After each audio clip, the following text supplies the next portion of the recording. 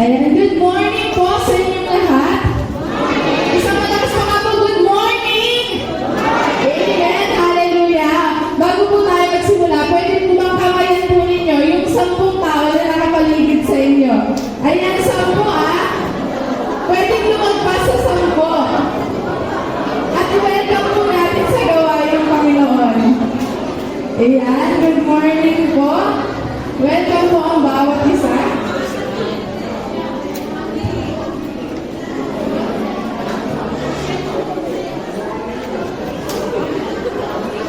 Ayan, okay. Mamaya na po yung kamustahan pagkatapos. Kapag lang po, okay po kayo. Ayan, so mag-start na po tayo. Sa umaga pong ito, tayo po ay umawit. At hindi lamang po natin ito awitin, kundi awitin po natin ito na nanggagaling sa ating puso. Nasama-sama po natin ialay yung ating mga sarili sa Panginoon. Dahil naniniwala po ako na kapag sa Diyos po natin itinawala yung ating buhay, siya po ang may hawak ng ating kinabukasan. Siya po ang may hawak ng ating mga pangarap. Amen po ba?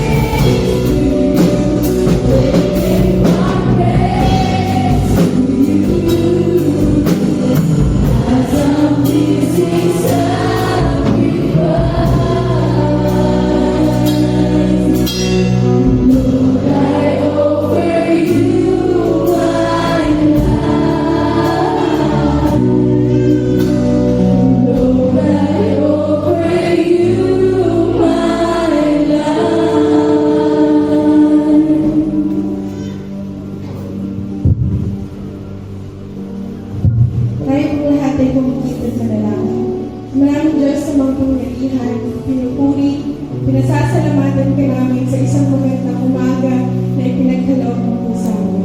Maraming salamat sa mga tao na dinako mo sa lugar na ito upang purihin ka, dakilain ka at pasalamatan ka sa aming mga buhay. Father God, this morning, we would like to thank you sa katapatan mo, sa lahat ng ginagawa mo sa buhay namin. Maraming salamat sa buong buwan, sa buong linggo, na sinamahan mo kami, pinagpala mo kami, at pinakita mo kung paano mo kami samahan. Maraming salamat po dahil sa kabila ng pagkukulang namin sa iyo, sa kabila ng pagkakasala namin sa iyo, yung tapat mong pag-ibig, yung tapat mong biyaya ang nararanasan namin. Thank you, Lord, for your grace sa araw-araw ng aming buhay. Na bagamat hindi kami karapat-dapat, inibig mo kami ng tapat, minahal mo kami sa kabila po ng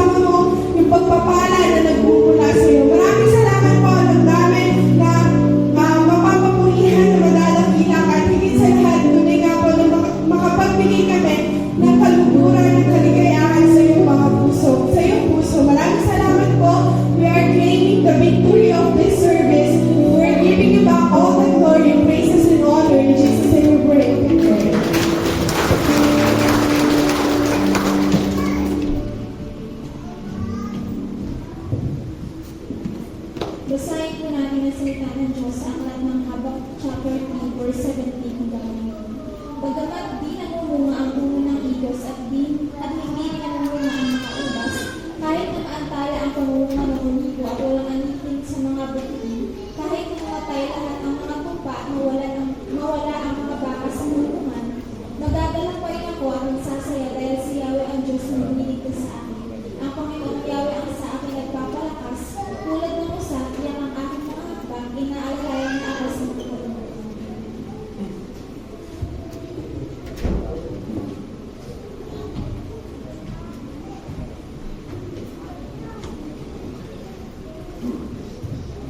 Sama-sama po natin bigkasin at panghawakan ng mga salita ng Diyos. Ako'y nagtitiwala sa Diyos ng buong puso at hindi nananahan sa sariling karunungan. Ang lahat ay aking magagawa dahil sa lakas na kaloob sa akin ni Kristo. Ang di malirig na kapayapaan ng Diyos ang nag-iingat sa aking puso sa pamamagitan ni Kristo Jesus. Buwan sa kayamanan ng Diyos na hindi mauubos, pagkakaloob niya ang lahat ng aking kailangan sa pamamagitan ni Kristo Jesus. Ang salita ng Diyos ay aking tanglaw at patnubay,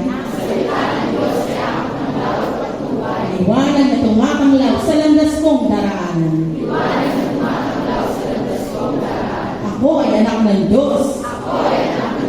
Sapagkat tinanggap at nanalig ako kay Kristo. Ako ay nagbibigay. Kaya binibigyan ako ng Diyos. Siksik, liglig at umaapaw. Si Yahweh ang aking pastol. Hindi ako magkukulang. Ako ay pinaghaharian ng Diyos at namumuhay ayon sa kanyang kalooban. Kaya ay pinagkakaloob ng Diyos ang lahat ng aking kailangan. Amen.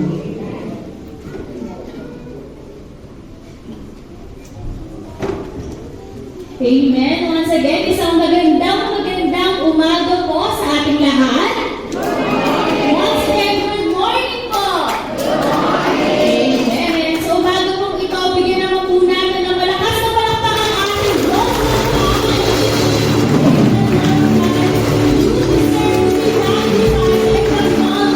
So, umaga ito.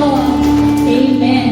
This month po, we are talking about sa topic natin na trust issues. And I believe po na sa mga nagdaan na 2 linggo, unti-unti pong inaayos at binabago ng Diyos sa ating mga puso. Amen po ba?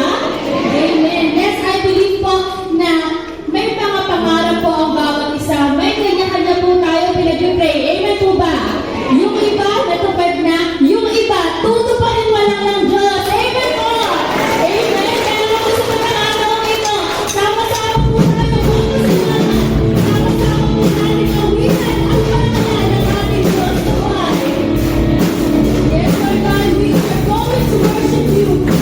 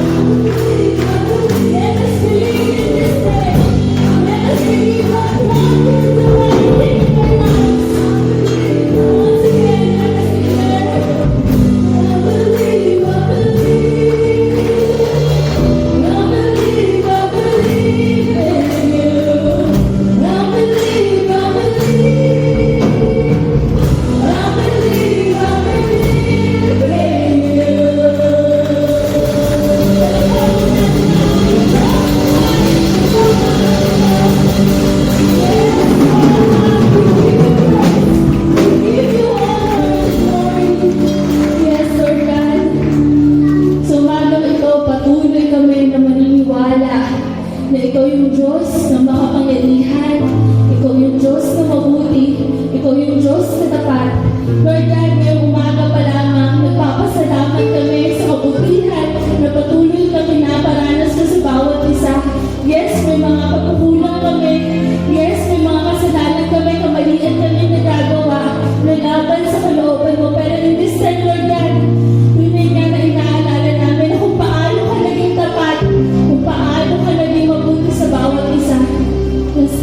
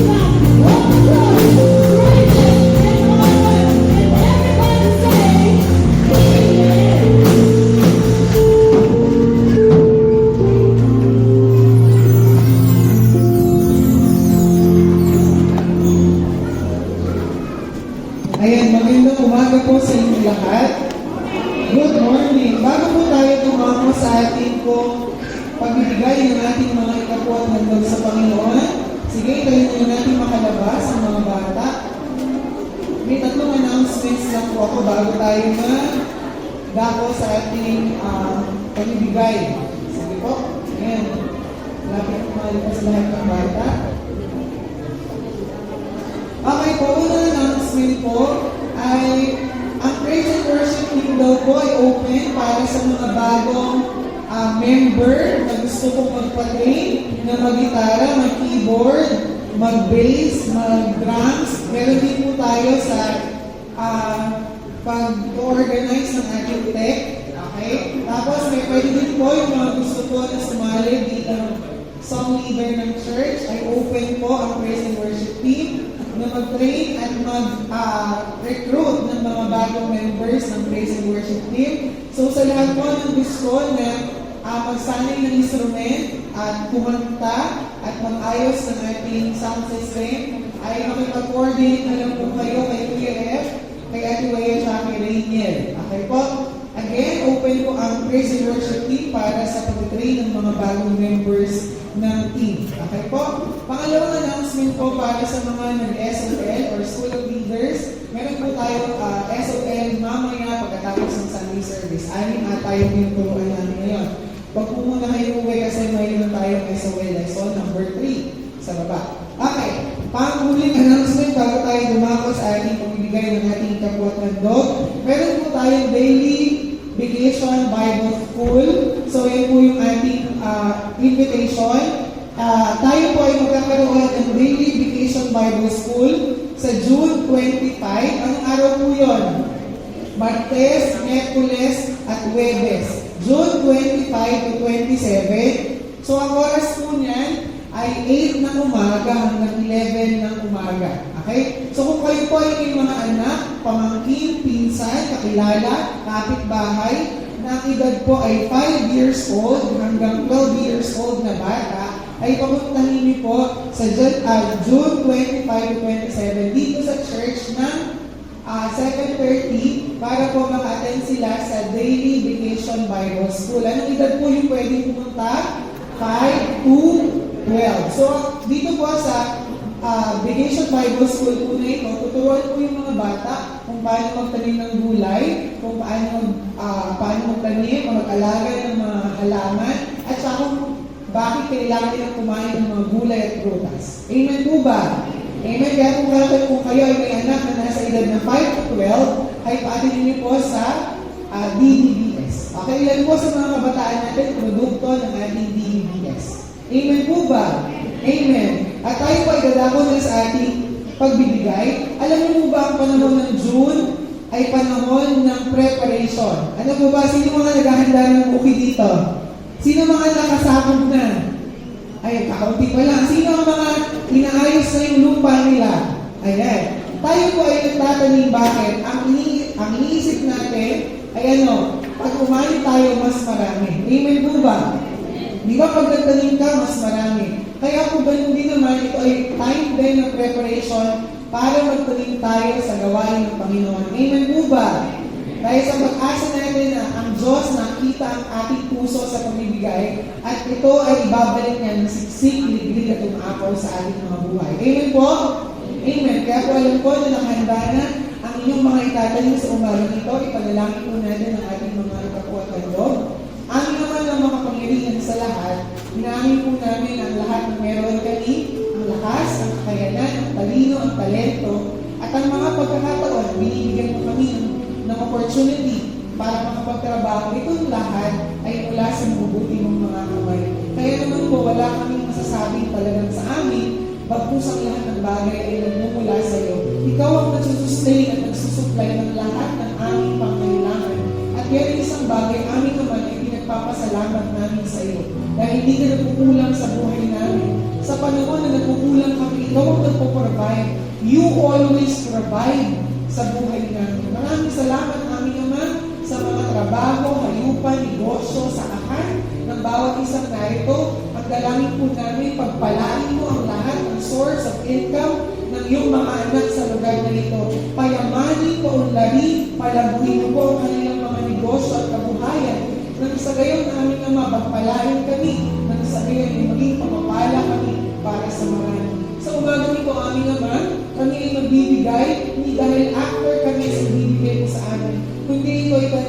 aming pananampalataya at pag-ibig sa iyo.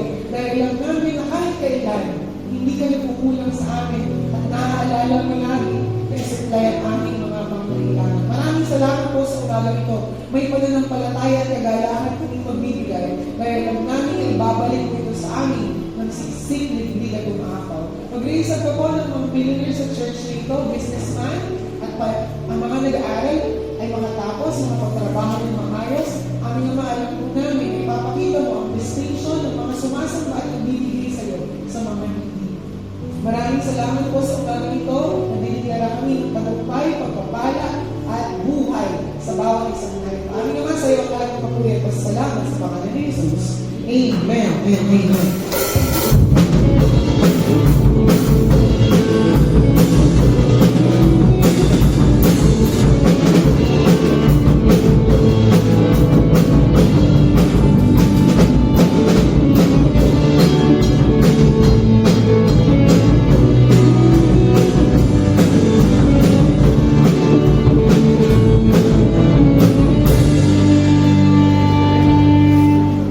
Amen. Good morning po sa inyong lahat.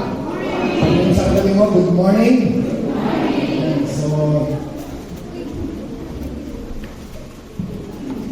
So ngayon po ay nasa series po tayo na tinatawag po natin trust issues. So si Brother Nico po, napaganda po yung teaching na last week. Kaya nagtuturo po niya kasi si Moses Peace po, meron siya trust issues sa kanyang sarili. Nung tinawag siya ng Panginoon, inisip niya, kaya ko kaya? O parang hindi ako dapat. Pero sabi ng Lord, nagamitin kita. Pero ito pa ang maganda kay Moises nakita ko. Sabihin tanong sa akin kung ano. Kahit may pagdududa siya, kahit parang ayaw niya, sumunod siya sa Panginoon. Parang yung katabi mo, inutusan maghugas ng pinggan. Nakabusangot, pero naghugas ng pinggan. Diba? Parang yung katabi mo nang inutusang bumili sa tindahan, nagdadabog, pero sumunod. Di ba? Ako na naman. Yung mga ganung mga linyahan, at least sumunod, ano? Nagre-reklamo, pero sumunod. So yun yung nangyari kay Moises. Nagre-reklamo siya, nagdadahilan siya, pero ang maganda sa kanya, sumunod pa rin. At ang maganda ron, ginamit siya ng Panginoon. So, yun po yung natin. Kaya nga po, ang key verse po natin ngayong buwan na to ay yung trust in the Lord with all your heart and lean not on your own understanding. Sa Diyos ka magtiwala buong puso at lubusan at huwag kang mananangan sa sariling karunungan. Tandaan niyo po, ang pagsunod po sa Panginoon ay hindi mo kailangang maunawaan. Kasi pag pinilit mong unawain, hindi ka makakasunod sa Lord. Parang ganito po. Nung panahon ng Dagtuyots, ay pinapunta ng Lord sa batis ng karit si Elias. Nung natuyo na yung batis sa karit, pinapunta siya sa Sarepta. At sabi ng Lord, mayroon akong intusang babaeng balo na magpapakain sa iyo doon, sabi ng Lord. Nung pumunta si Elias sa Sarepta, nakita niya yung babaeng balo na mumulot ng panggatong. Sabi ni Elias, pwede bang makahingi ng tubig? Aalis na sana yung yung babae para kumuha ng tubig. Pero sabi ni Elias, pwede bang pakisamahan mo rin ng tinapay, kaunting tinapay? Sabi ng babae, alam po ng inyong Diyos na pinaglilingkuran na wala na po kaming harina kundi yung kakapurit at konting langis na lamang. Ito nga po namumulot ako ng panggatong para iluto itong konting harina at saka yung langis na to para pag kumain ka, makakain man lang kami bago mamatay, sabi niya. Kasi panahon ng taggutom noon, 3 taong hindi umuulan Sabi ni Elias, huwag kang mag-alala. Hindi matutuyuan ang arena at hindi rin matutuyo yung langis hanggang sa marapating papatakin ng Diyos yung ulan. Kung ikaw yung babaeng ito, magtitiwala ka ba? Kasi nga walang-wala na nga huling kain na nga. Bibigyan mo pa ba yung lingkod ng Diyos para lang pakainin? Wala na nga kayo. Pag inunawa mo, hindi ka makakasunod. Pero kapag ka nagtiwala ka, makakasunod ka. Amen po ba? Anong ginawa ng babae? Nagluto nga siya. Pinakain si Elias at hindi nga naubusan ng harina at hindi rin natuyo ang langis hanggang sa marapati ng Diyos na papatakin ng ulan. Kaya nga, yung pagsunod sa Panginoon, kailangan trust in the Lord with all your heart and lean not on your own understanding. Kasi pag pinilit mong unawain ng Diyos, hindi ka makakasunod sa Diyos. Yung pagpapastor lang nga po ang hirap Pag inunawa mo, nung una po ako nagpastor dito So, nagpamilya ako tapos nagpastor. Paano kang makakasunod sa Lord? Pag inisip mo, Lord, paano na yung kabuhayan namin? Paano na? Pero dahil sumunod ka, ang Lord ang magpapala sa iyo. Amen po ba? Meron ding istorya sa Bible sa Marcos chapter 5 na kung saan merong pinuno ng sinagoga ng pangalan ni Jairus. Lumapit siya sa Panginoong Yesus at nagpatira pa, sabi ron, Panginoon, yung anak ko po ay nag-aagaw buhay. Kung maaari pumunta ka ron at patungan ng kamay at nang siya'y gumaling. So sumama naman si Jesus, kaya lang marami ring sumama ron sa pagpunta ni Jesus.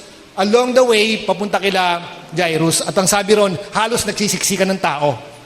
Kung baga, emergency, supposed to be, kung si Jesus doktor, kung sinundo mo, dapat naka-ambulansya ka. Madaling-madali yung pagpunta ron. Pero ito, lumalakad si Jesus, ang daming nagsisiksikan tao at meron pang isang umepal. Yung babaeng dinudugo, sabi niya, mahipo ko lamang ang laylayan ni Jesus, gagaling ako. At hinipo nga niya yung laylayan ni Jesus, biglang gumaling. Tapos lilinga-linga si Jesus, sabi ni Jesus, sino humipo sa akin? Yung mga alagad naman, Lord, alam niyo naman, nagsisiksikan ng mga tao. Tapos tatanungin niyo kung sino humipo sa inyo. Hanggang luminga-linga si Jesus. Nung mabatid ng babae na hindi nalingid kay Jesus yung kanyang ginawa, nagtapat na siya, nagkwentuhan na siya. Imagine, emergency yung lakad, maraming distraction. Kung maaari lang hilahin na ni Jairus yung si Jesus para lang pumunta sa kanyang tahanan. Pero ang daming distraction ni Jesus. At ang sabi ni Jesus, anak, pinagaling ka ng iyong pananampalataya. The moment na sinabi ni Jesus, may dumating na galing sa bahay ni Jairus.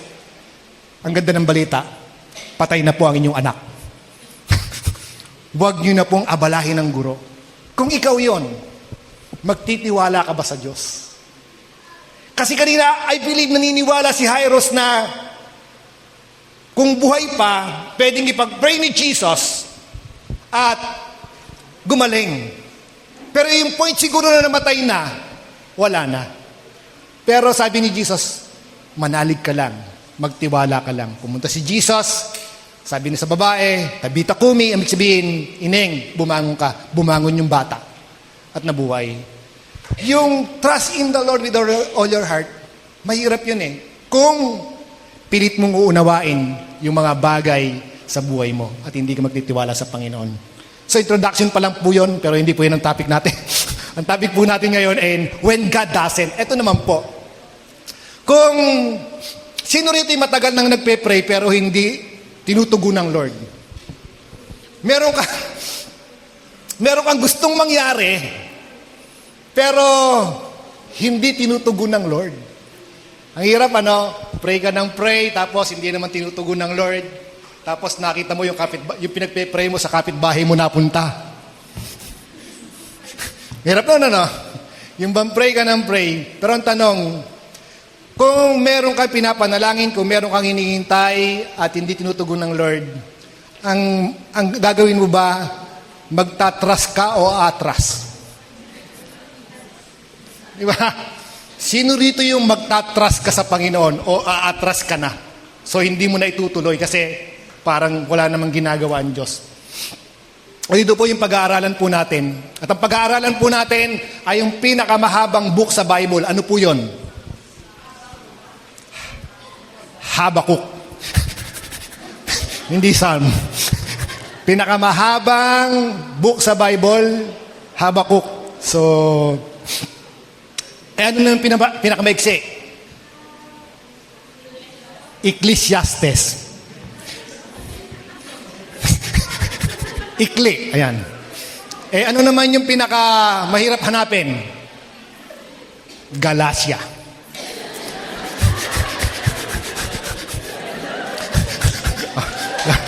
Okay tayo. Yun lang. Okay na tayo. Uwi na tayo. Paano mo hanapin yung Galacia nga eh? Okay, pero yun. So, actually, si Habakuk po ay minor prophet lang po. Minor prophet lang po siya. Meron lang po siyang tatlong chapter sa Bible. Hindi po siya pinakamahaba. Kaya lang po natin sinabi, Habakuk, medyo mahaba siyang magluto. Pero tumatawa agad yung mga ito. Bayad kasi mga yan eh. Pinimember yan daw. Okay. Anyway, si Habakuk po ay napaka-minor prophet. Tatlong chapter lang po yung kanyang sinulat. Pero iba po si Habakuk Kung ang propeta po kasi mostly ang ginagawa niyan, makaka-receive ng word sa Lord, tapos iba sasabihin niya sa mga tao. Pero iba itong si Habakuk. Alam niyo po ba ang nangyari sa kanya? Puro reklamo. Siya ay, ang sinasabi niya, yung kalalagayan ng tao sa Diyos, yun po yung naging papilang niya bilang prophet. At ang ibig po sabihin ng Habakuk is came from Hebrew word that means to embrace. Ibig sabihin, yung mangunyapit pa rin. Alam niyo, si Habakuk ay parang ako at ikaw. May mga katanungan, nagrereklamo, pero pinili pa rin na kumapit sa Panginoon. Amen po ba? So tayo sa totoo lang may mga katanungan. Kaya nagsimula po ang ni Habakuk sa chapter 1 po yun. Chapter 1, 2, 3 po ito. Pero sinamarize ko lang po. Nagsimula po siya sa pagtatanong sa Panginoon. Sino rito yung may katanungan ka sa Lord? Normal po yun kung ikay nagtatanong sa Lord. Dahil hindi naman po natin naunawaan ng lahat. At iba po ang kanyang pamamaraan at iba yung kanyang kaisipan sa ating kaisipan. Nagtanong ka ba sa Lord kung bakit? Parang lagi ka kasi nga hindi natin naunawaan ng Panginoon. Ito rin po ang nangyari kay Habakuk at marami pa rin pong mga propeta at mga lingkod ng Diyos sa kabila ng sila'y ginamit ng Panginoon, pero sila po ay may katanungan sa Diyos. Tingnan po natin kung ano yung katanungan ni Habakuk. Yahweh, hanggang kailan ako daraing sa iyo at di mo diringgin? Ayan. Ito yung mga prayer na ang tagal mo nang ipinagpe-pray, pero hindi pa rin tinutugon ng Lord. Kung ikay nagtatanong sa Lord ng ganyan, normal ka. Kasi nga tayo po, normal naman kasi pray tayo ng pray. Actually, dumarating po sa punto ng buhay ko bilang pastor, yung bang ating ka ng prayer meeting, ating ka ng donwas, ating ka sa mga prayer gathering, parang yun at yun, hindi naman ang pinagpe-pray eh. Sabi ko, Lord, meron pa bang kamunasan yung mga pinagpe-pray namin na to? Kayo po ba yung mga nagtatanong din ng ganun? O ako lang? Yung bang pray ka ng pray nagpe-pray ka sa asawa mo, mabago ang asawa ko. Pero hindi nababago, parang lumalala. Pinagpe-pray mo yung anak mo. Ang tagal mo pinagpe-pray para mabago, pero hindi pa rin nagbabago yung anak mo. Parang pag inutusan mo, wait lang. Hindi ba? Pinagpe-pray mo, wala yung katamaran ng anak mo, pero lalong tumatamad. Ang talent, mahiga maghapon at mag-cellphone. Hindi. Amen. Meron ba ritong ganon? Kung meron ditong ganon, magbago ka na. Magbagong buhay ka na. Hindi ba pray tayo ng pray? Sabi mo, Yahweh, hanggang kailan ako darating sa'yo at di mo ako diringgin? Nagpe-pray ka na, umunlad ang iyong buhay, pero parang ganon, parang talbos pa rin ng kamote, ulam at tuyo. Kasi, dumarating sa buhay natin, nagpe-pray tayo sa Lord eh. Pero parang ang tagal ng prayer natin eh. Sabi ni Habakuk, Yahweh, hanggang kailan ba ako darating sa'yo? Hanggang kailan ba ako magpe-pray at maging ganito pa rin yung buhay ko? Parang ganun yung niya eh. Ang tagal mong pinagpe-pray, pero hindi ka dinidinig ng Lord, yun na yung prayer natin. Kaya nga sabi niya, Yahweh, hanggang kailan ba? Hanggang kailan mo babayaang mamayani ang karahasan? Di ba? Nagpe-pray siya kasi parang nakikita niya kasi parang ang gulo ng paligid, ang gulo ng ano. Kung tunay na Diyos ka, bakit hindi ka gumawa? Bakit hindi mo ayusin ang sanlibutan? Bakit nagsusupply lang ang Pilipinas sa barko sa Ayungin Shoal? Hinaharas ng China. Bakit hindi mo palubugin ng mga Chinese vessel? Parang ganon. Kasi nga, wala ka namang ginagawa, maghahatid ka lang ng pagkain, tapos bigla ka na lang aarangin, nakakamang palakol, kukunin yung baril, susugatan, mabuputo ng kamay. Parang, ano ba Lord? Bakit mo hinahayaan? Yung mga ganong question, at kung nagko-question ka ng ganon, normal ka. Okay? At ang sabi niya, bakit pinakikita mo sa akin ay pawang kasamaan at kahirapan sa magkabila-bilay nagaganap ang pagkawasak, ang karahasan, laganap ang hidwaan, at pagtatalo. Yan. Kahit hindi sinusunod ang kautusan at hindi umiiral ang katarungan, napapaligiran ng masama ang mabubuti, ano pat nababaluktot ang katuwiran. Ayun nga di ba sa ngayon ng ustisya sa atin, pag nagdemanda ka at wala kang pera, talo ka na. 100% yon. Bakit? Hindi ka tatagal. Hearing pa lang, abogado pa lang, hindi ka tatagal. Parang wala nga namang katarungan. Bakit inaalaw dito ng Panginoon? Bakit hindi gumagawa ang Diyos? Katanungan ni Habakuk, nakatanungan ng lahat. Bakit nga ba parang walang ginagawa ang Lord? At hindi lang naman si Habakuk ang may question. Maging si Haring David na ginamit ng Diyos, may question din. Nung siya'y nasa kagipitan, parang hindi niya maramdaman yung pagtulong ng Lord. Kaya ang sabi niya, Yahweh, Panginoon, bakit ako nilayuan? Sa panahon ng bagabag, bakit nagtatago ikaw? Parang may problema ka, parang nagpe-pray ka, parang walang tugon ang Diyos. Parang nagtatago ang Diyos. Tanong din yan. Tanong din ni David. Ito naman ang mas matindi pang tanong. Si Job, sabi niya, tuwing iisipin ko itong sinapit ko, ako'y nanginginig at nanlulumo. Bakit kaya ang masasamay hinahayaan pang mabuhay, tumatanda pa at nagtatagumpay? Si Job po kasi, di ba mayaman siya, nawala lahat yung kayamanan, nawala yung anak, tapos meron pa siyang mapakatinding sakit, parang ketong na halos nagdalagay na lang siya abo, kinukuskus ng bao yung kanya sugat, sa tindi ng nararamdaman niya. At kung naiisip niya yung kanyang kalagayan, sabi niya, sumusunod naman siya sa Diyos. Tapos, bakit kaya, sabi niya, yung masama, hinahayaan pang mabuhay ng tumanda? Kaya parang totoo yung kasabihan, matagal mamatay ang masamang damo. Parang gano'n na sinasabi niya. Nagtataka ba kayo sometimes kung bakit yung mababait unang kinukuha ni Lord?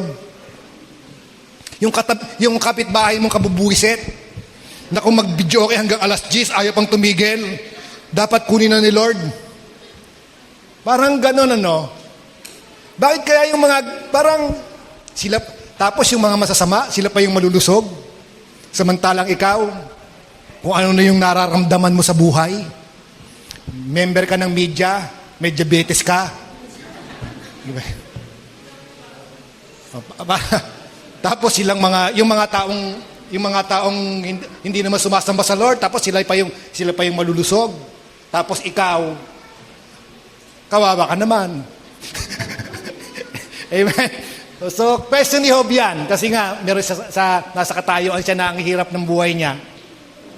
At meron din pong nag-question si Jeremias, ito pang question ni Jeremias.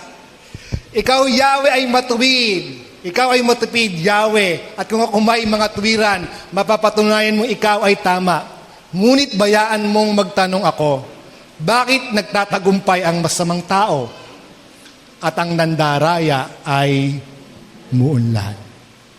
Naku po, Bakit kaya gano'n? Yung masasamang tao, sila yung mayayaman, sila yung pinagpapala, tapos sabi nga ni Asap, para do ibig niyang mag-backslide kapag nakikita niyang umuunlad yung masasama. At kung nagtanong ka ng ganyan, katanungan din ni Jeremias yan. Bakit nga ba yung mga masasama, sila yung umuunlad, yung nandaraya, sila pa yung umuunlad. Yung mga drug lord, sila yung mayayaman. Gambling lord, sila yung mayayaman. Samantalang ikaw na praise the Lord. Di ba? Parang ikaw na praise the Lord, parang wala. Silang mga gambling lord ang mayayaman. Hallelujah. So kaya, katanungan ni Jeremias, at meron bang isang tao na nagtatanong din sa Lord? Okay? Siya naman si Gideon. Sabi niya, nilapitan siya ng anghel ni Yahweh at sinabi sa kanya, sumasa iyo si Yahweh, matapang na bayani. Sumagot si Gideon, bakit dito ang pamumuhay namin kung sumasa amin si Yahweh? O nga naman, ano? Tayo yung mga sumasamba sa Lord, tapos bakit ganito yung pamumuhay namin kung talagang sinasamahan kami ng Diyos? Sabi niya, bakit wala siyang ginagawang kababalaghan ngayon tulad nung inalis niya sa Ehipto ang aming mga ninuno? Ayon na rin sa kwento nila sa amin. Ang gaganda ng kwento, ang Lord humati ng dagat, nagpadala ng 10 salot sa Egypt, kung ano yung pinagagawa. Tapos ngayon, parang kwento na lang. Kaya sabi niya, bakit nga hindi siya gumagawa ng kabalagan ngayon? Bakit parang yung Diyos ay noon lang at ang Diyos ngayon ay hindi na gumagawa ng kabalagan? At ang sabi ron, kami pinabayaan na ni Yahweh. Kung hindi, ay bakit natitiis siya kaming pahirapan ng mga medyanitang ito? Kapatid, alam ko, may mga tanong tayo sa Panginoon. Sino po rito yung nagtanong na rin sa Lord? One time yung anak ko si Gimiel, wala po siya rito. Meron pong pastor na, ewan ko kilala niya yon, yung taga San Rafael, hindi ko na sabihin yung pangalan, na nandun siya sa construction site, may pumuntang tao, binaril sa ulo, patay. Sabi nung anak ko, Daddy, bakit ganon? Pastor yon, bakit hindi iningatan ni Lord? Naging question yun, ano? Naging question sa akin ni Gimiel. Sabi niya, bakit kaya amper ang Lord yata? Bakit hinahayaan niya na, halimbawa, may mga holdupper, biglang nadami yung bata? Bakit parang hindi yata fair ang Lord? May mga ganong question. Sino po yung may mga question sa buhay na sometimes hindi ko naman kayang sagutin lahat? Na ang Diyos lang ang tumutugon. Pero gusto ko sabihin sa inyo, yung mga taong ito na nagtanong, yung tanong lang po kasi sinabi ko sa inyo, pero gusto kong sabihin sa inyo, lahat ng yan, sinagot ng Lord. Amen po ba? Maaaring may katanungan tayo sa Panginoon, normal po yun. Kasi kung magbe-pray tayo tingnisan, gusto natin pagandahin. Kung may katanungan ka sa Lord, magtanong. Huwag mahihiyang magtanong. Huwag tayong mahihiyang magtanong kasi nga normal ka Tao ka. Hindi yung, oh hallelujah, praise the Lord, purihin ka Panginoon, napakadakila mo. Hindi. Sometimes hindi mo kailangan ng ganung prayer. Lord, bakit kaya ganon? Sila ang tataas, samantalang hindi mo ako pinagkalooban ng height. May tanong ba kayong ganon? Bakit ganon? Sila, bet si LJ ang kinis, maputi pa, samantalang ako yung balat ko, maitim na, para pang hindi pinalatadahan na hindi kininis. May mga katanungan ba kayong ganon? Lord, bakit ganon? Siya, ang tangos ng ilong, kapag humangin parang nagagalaw, samantalang ako ang baba, kahit Yolanda, hindi kayang galawin.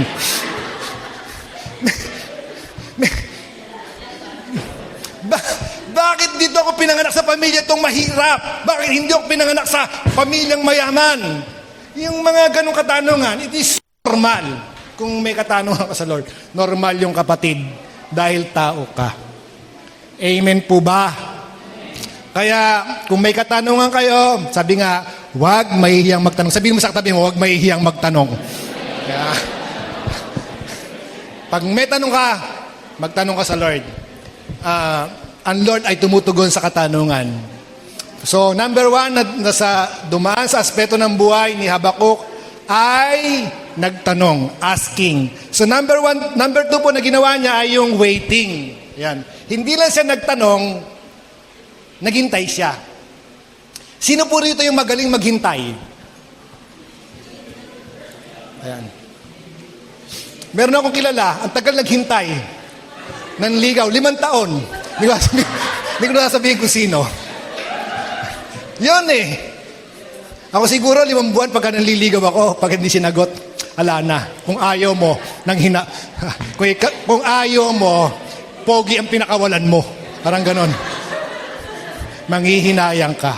So, parang ganon. So, alam mo yung paghintay, ito po yung pinaka hindi ko kaya talaga.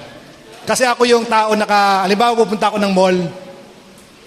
Pag pumunta ako ng mall, kunyari bibili ko ng damit, pupunta ako sa bilihan ng damit, pagkayari nun, kung kakain, uuwi na ako. Meron akong kilalang mga kabataan. Hindi ko na sabihin kung sino. Pero parang dito sa church parang ganon. Kakain lang 2 oras. Kakain lang 2 oras. Magmamall. Kaya pag ako sinasakyan, binabalaan na nila ako, pastor, magtatagal kami. Nako ngayon, alam ko na pagka ganon, magdadala na ako electric fan, mahihiga na ako sa sasakyan, parang ganon. Para at least na-prepare ko yung sarili ko. Pero yung maghihintay talaga ako, mapakahirap po sa akin nun. Alam niyo, kapag kami mahaba ang pila, halimbawa nakakita ko ng magbabayad ako sa Meralco, mahaba ang pila, babalik na lang ako. Hindi ako magbabayad ng mahaba ang pila. Ganun po ako medyo mahina po ako sa paghihintay. At maraming kabataan, napakahirap na rin maghintay ngayon. Bumagal yung signal para lang sinasapi ng demonyo.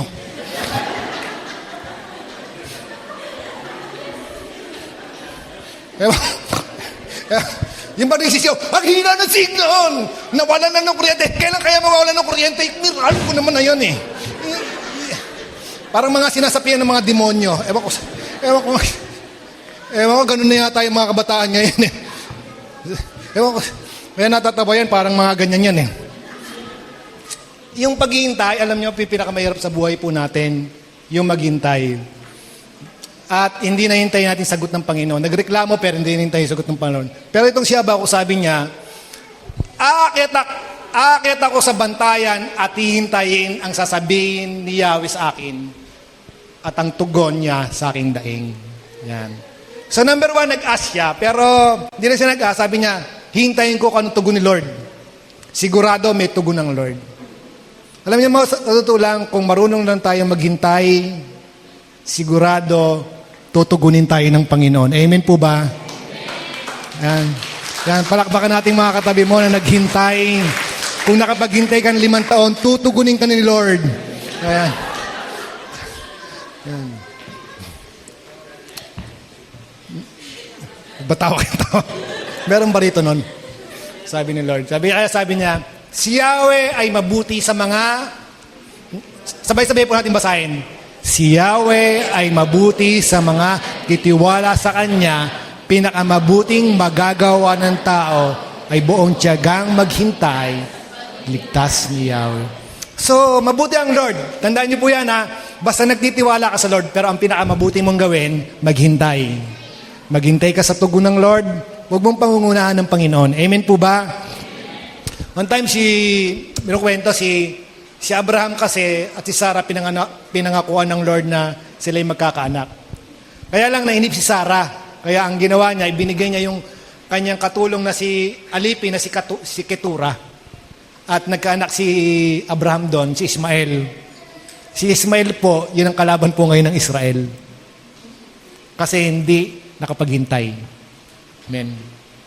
Then, sabi niya yan, But they that wait upon the Lord shall renew their strength. They shall mount up with wings as eagle. They shall run, and not be weary, and they shall walk and not faint.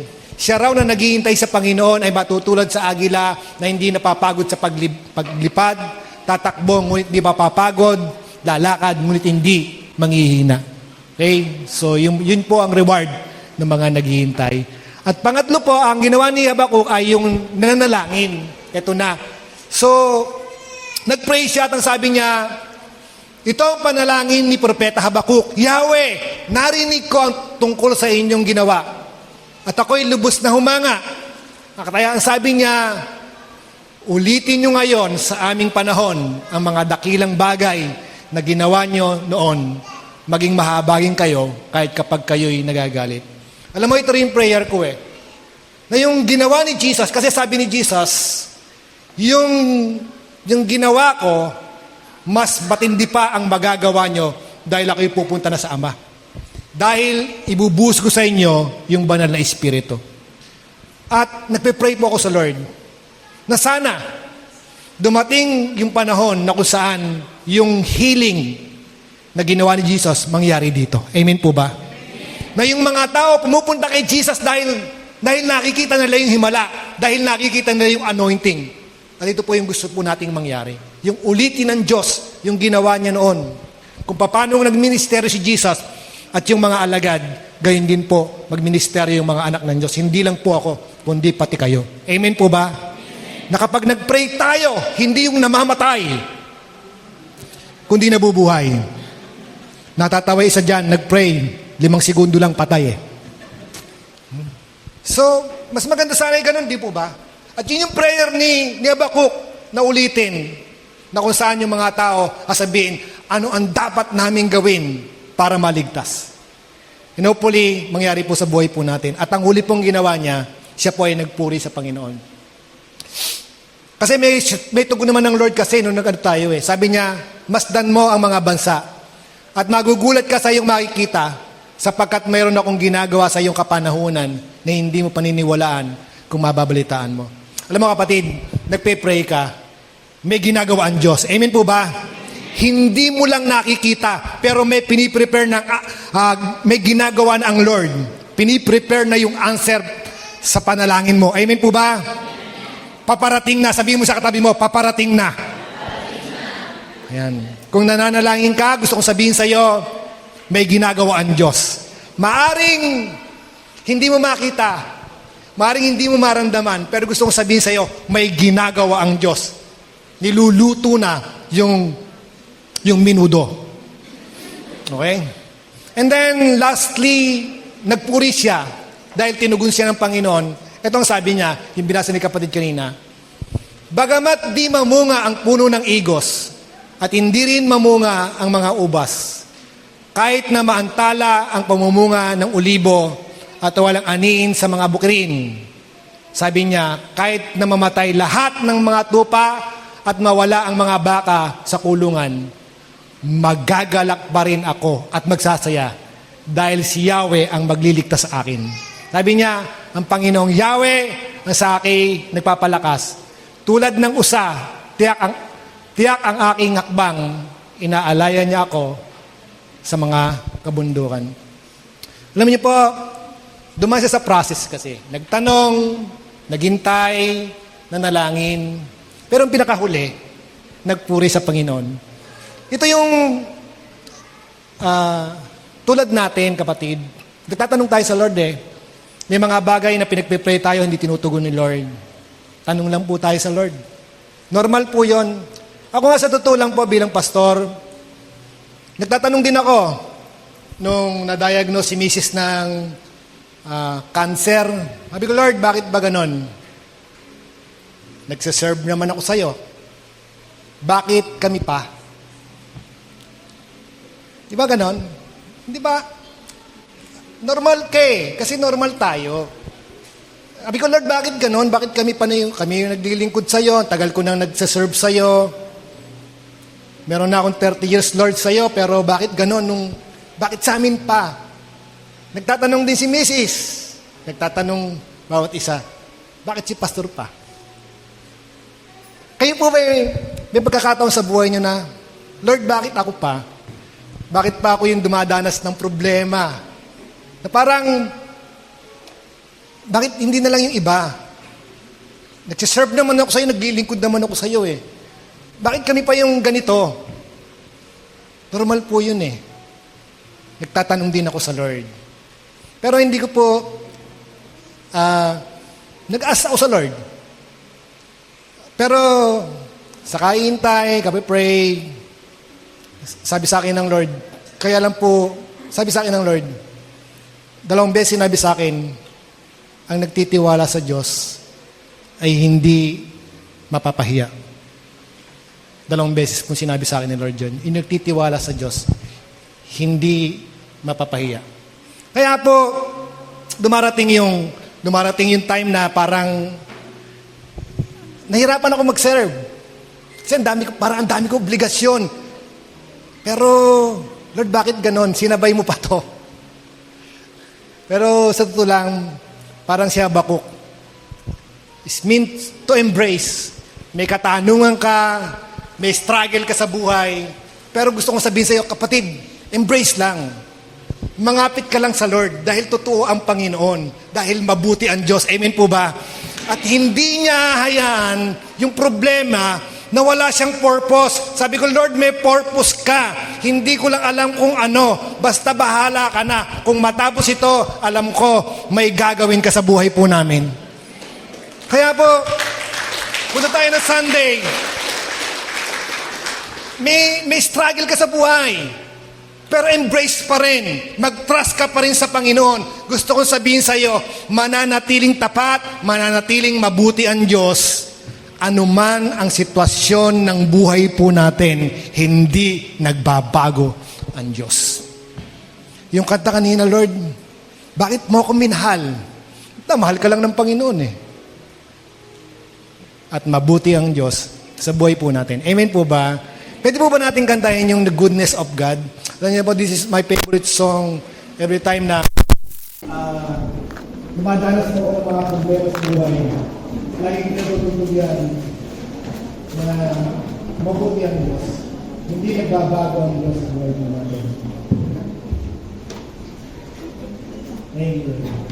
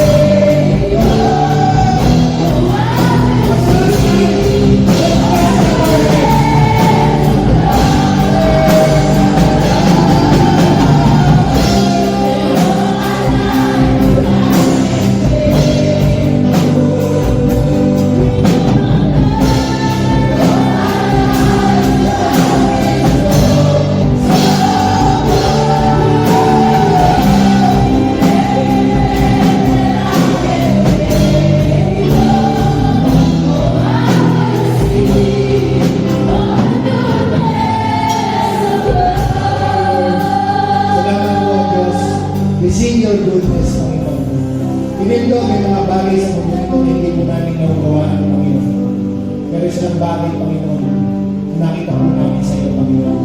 Mabuti ka, ano man ang sitwasyon ng aming buhay. Dahil may mangyari ng pangit sa buhay po namin, alam po namin lahat ng ito ay focus ka, Panginoon. Lord, hindi man namin maunawaan, parang siya ako, Panginoon, but we choose to embrace, O Lord God. We choose to trust in you, Panginoon.